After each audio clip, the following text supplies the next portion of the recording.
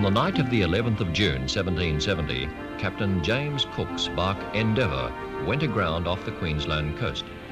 His journal on that fateful night records the event. My intention was to stretch off all night to avoid the dangers we saw ahead. Before 10 o'clock we had 20 fathoms and continued in that depth until a few minutes before 11 when we had 17. But before the man at the lead could heave another cast, the ship struck and stuck fast.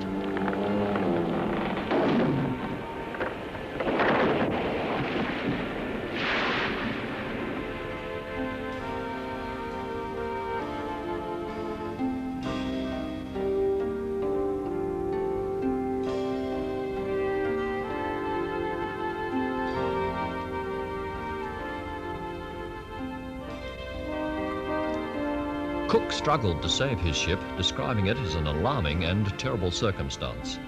By casting overboard heavy gear, including cannon and stores, Cook refloated the Endeavour and beached her in a nearby river to repair the damage.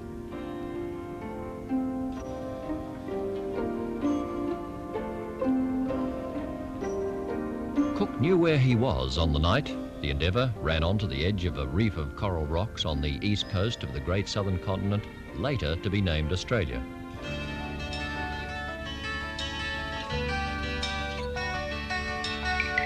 It was the Great Barrier Reef, which stretches along the continental shelf, north to Cape York and south to Bundaberg, a distance of about 2,000 kilometres.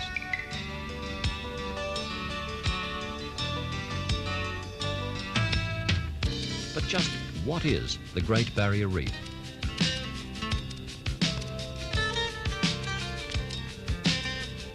The Great Barrier Reef is widely recognised as one of the great wonders of the world.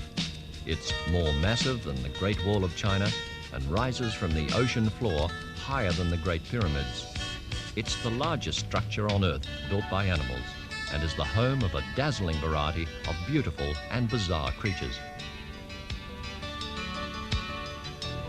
The reefs you see here from the air are only a few of over 2,600 reefs that make up the total system. Clearly, it's not a continuous barrier, but a complex pattern of scattered reefs of different sizes and shapes. Each reef is an accumulation of limestone built up by living creatures, especially coral polyps and plants called coralline algae. What type of reefs make up the Great Barrier Reef? People who study the reef have identified three main types of coral reef. These are fringing reefs, ribbon reefs, and patch reefs.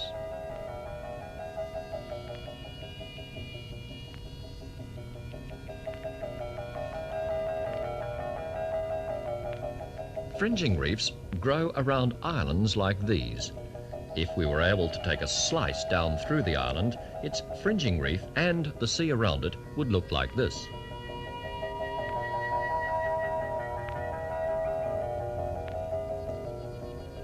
The island is really an underwater mountain, with its peak above the sea's surface. Such islands are known as continental islands.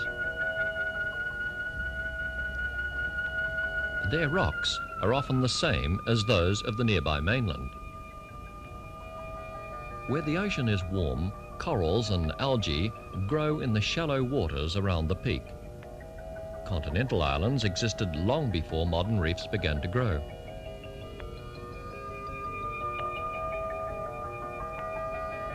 At low tide, you can walk out from the islands onto the fringing reef.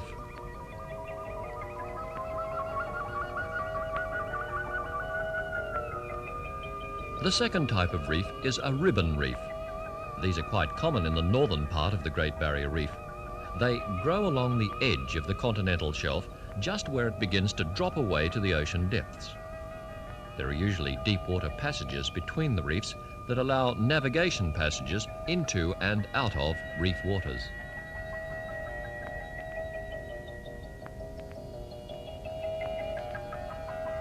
Ships and boats use these passages to take their vessels in and out of the Great Barrier Reef region. Imagine how hard it'd be to find these passages on dark nights or stormy days, especially in Cook's time when there were no navigational aids.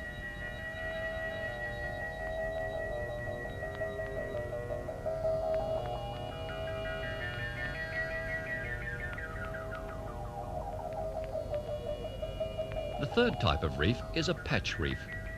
When seen from the air, these are often oval or round in shape. They may be several kilometres across.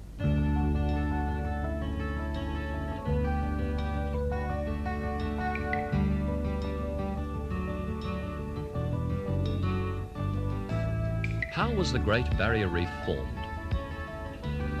This diagram shows the continental shelf more than 100,000 years ago. Coral reefs were growing then.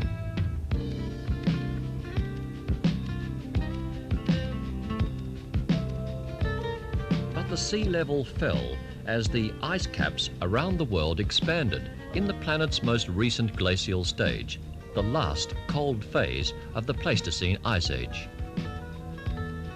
At its peak, 1/5 of the world's land surface was covered with snow and ice. This locked up enough of the Earth's water to lower the sea more than 130 metres below today's level. When the sea level was at its lowest, some 18,000 years ago, most of Australia's continental shelf was exposed as a coastal plain up to 200 kilometres across.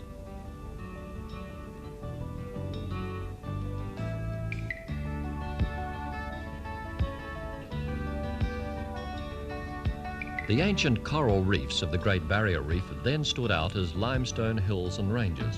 The coral polyps and other marine animals and plants that built them were replaced by land animals and plants. The limestone hills probably looked like this even older reef that can be seen today in the Kimberley region in Western Australia. Because the tops of the ancient reefs were exposed above sea level for many thousands of years, normal weathering modified their shape and surface features. This influenced the pattern of later reef regrowth.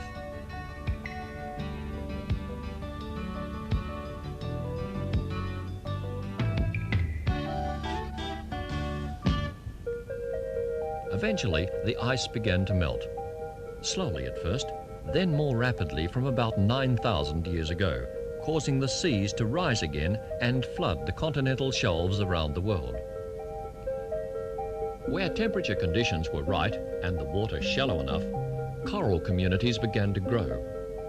The new corals grew on top of the ancient dead coral reefs, layer upon layer, with the rising sea. In this diagram, you can see the three types of reef we mentioned earlier: fringing reefs around an island,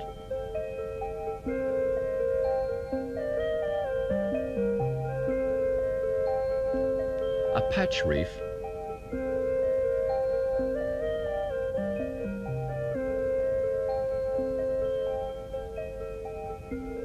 and a ribbon reef on the edge of the continental shelf.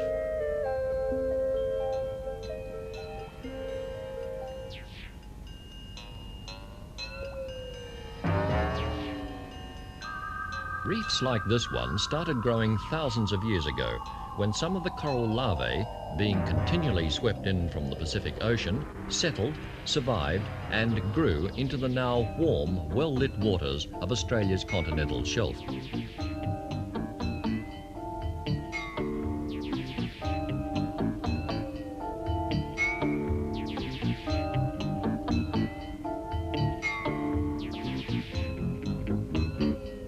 Today, most corals are found in shallow tropical and equatorial waters where the average temperature is 20 degrees Celsius or above.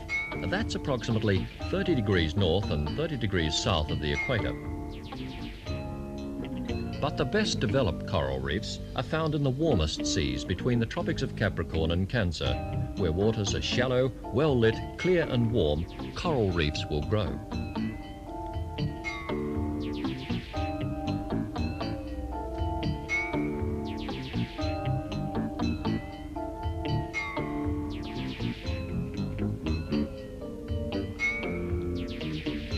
But is the Great Barrier Reef still growing?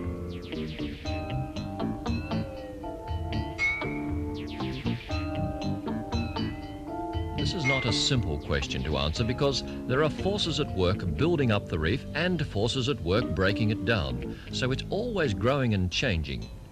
Animals help weaken the coral and plant structures by burrowing into them or biting bits off.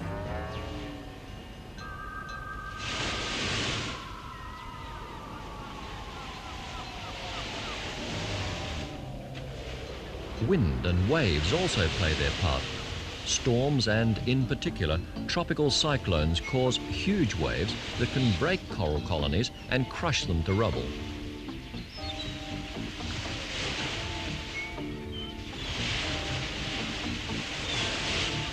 Over the months and years, this coral rubble plus sand, formed mainly from the skeleton-like remains of the algae, can be thrown up by wind, waves and currents onto one or two places on the reef top.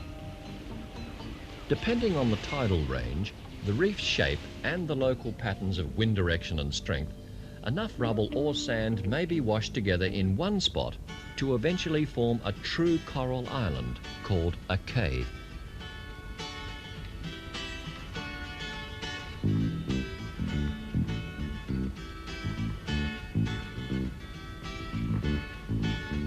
Cays made of rubble are found on the exposed sides of reefs, while cays made of finer materials are built in sheltered areas.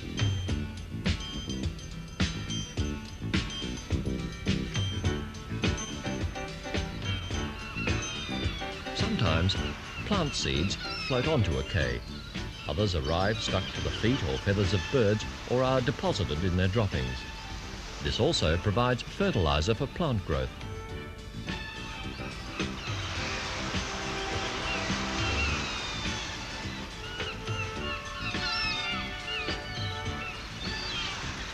Eventually, with the right conditions, dense vegetation will probably cover the cay, as on this one. These islands provide places for birds to nest, turtles to lay eggs, and for other animals to make their homes.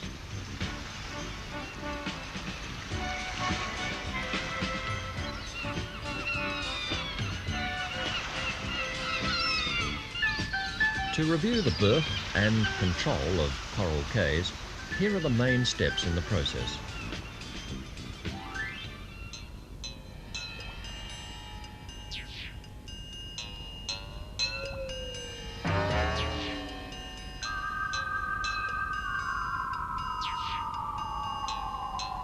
But what builds the structures we call coral reefs? Central to the life of the reef is the coral polyp, the animal which builds up much of the reef structure as we see it today. This is a polyp colony. In shallow, low-nutrient waters, coral polyps thrive and reproduce in vast numbers.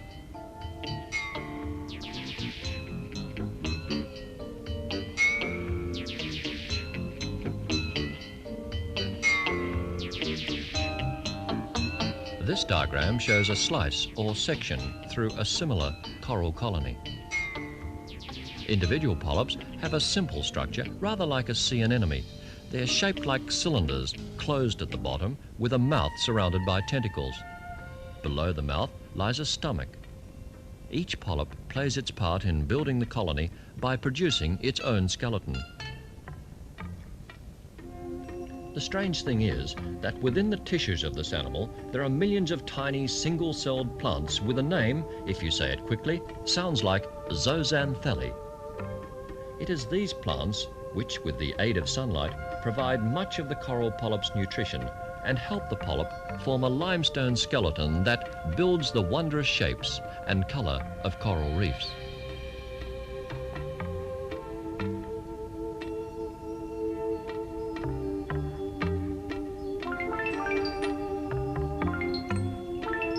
The hard, stony skeletons which coral colonies form provide part of the solid basis for the reef system. Here you can see the skeletons formed by colonies of plate and staghorn coral polyps.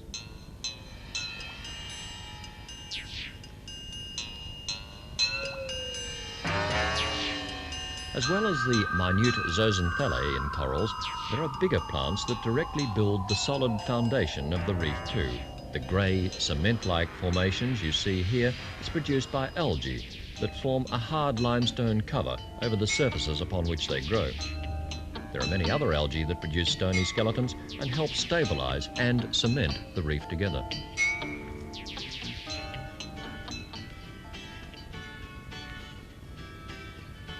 When walking on the reef at low tide,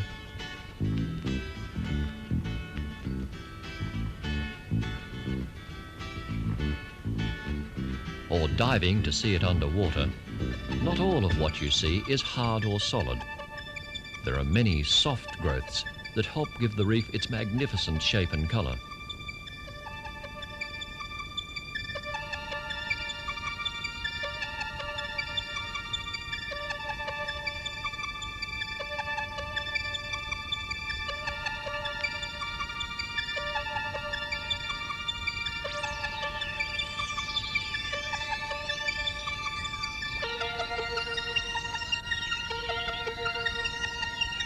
These soft corals and sea fans are examples of this beauty.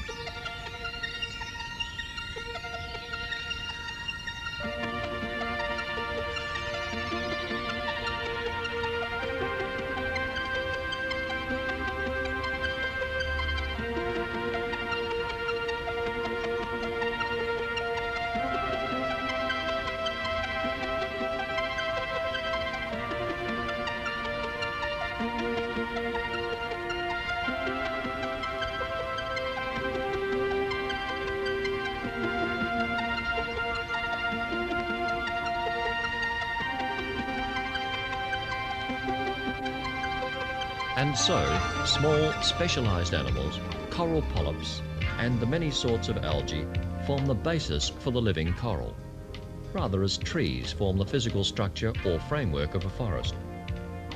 The living reef is the home of many animals. In fact, coral reefs have the greatest variety of the Earth's ecosystems and are one of the most productive, as you will find out when learning more about Australia's Great Barrier Reef.